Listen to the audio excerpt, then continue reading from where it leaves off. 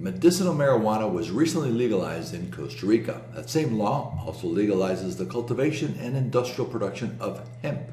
However, the law did not legalize the recreational use of marijuana, and that continues to be prohibited under the law. Hi, this is Roger Peterson, and welcome to my channel where we discuss everything related to life in Costa Rica. In this video, I'm going to take a closer look, a more deep dive into the Costa Rican medical marijuana and hemp law. Okay, so here's the actual text of the law. It is law number 10-1183.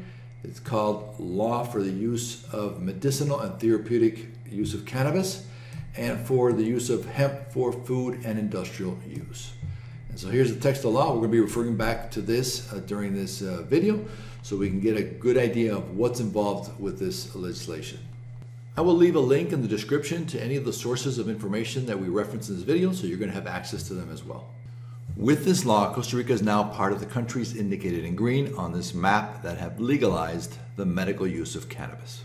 So the stated objective of this law is 1. To regulate cannabis for medicinal use, 2. To authorize hemp production, and 3. To promote economic and social development in the rural areas of Costa Rica.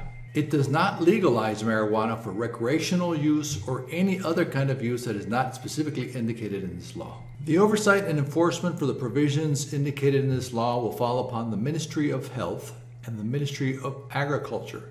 It's going to fall upon both of these departments to draft the specific regulations that are going to govern the implementation and application of this law.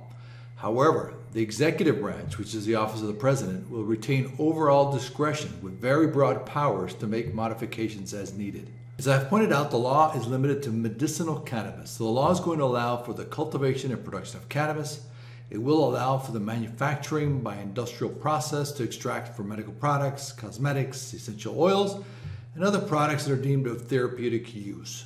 It also allows scientific research and investigation, and finally it's going to authorize the National Healthcare System, the CAHA, to be able to purchase cannabis products for medicinal purposes. So right along those lines, the law provides for 3 types of medicinal cannabis licenses, and those are for cultivation, extraction, and scientific investigation. So let's look at the cultivation license and who can get one. Now, according to the law, those individuals or companies that can apply for cultivation licenses are those that have 1. A written supply contract to supply the national healthcare system or other licensed laboratories or establishments that are licensed for manufacturing.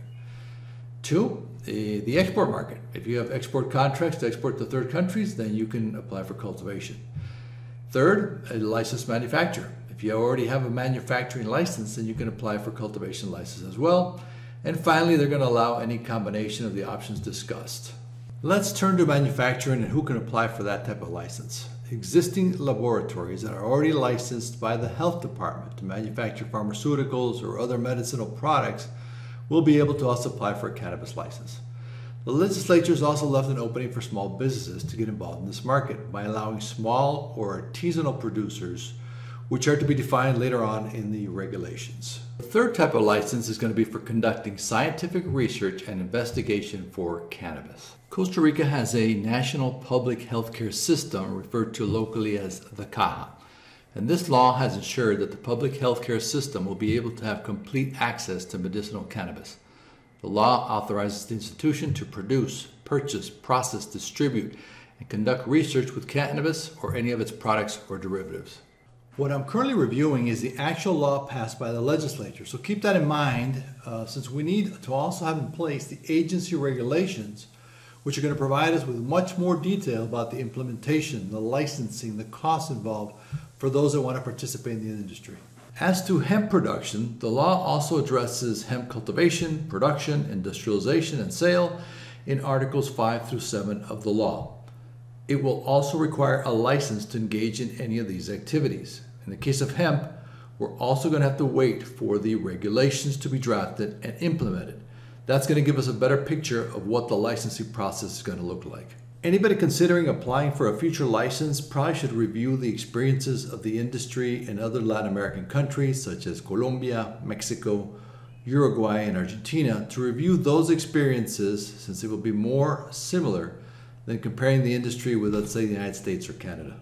I will continue to follow the legislation and the development of the regulations. So thank you for watching this video, and if you have questions or comments, go ahead and post them in the comment section. If you haven't subscribed, please do so now. See you in the next video.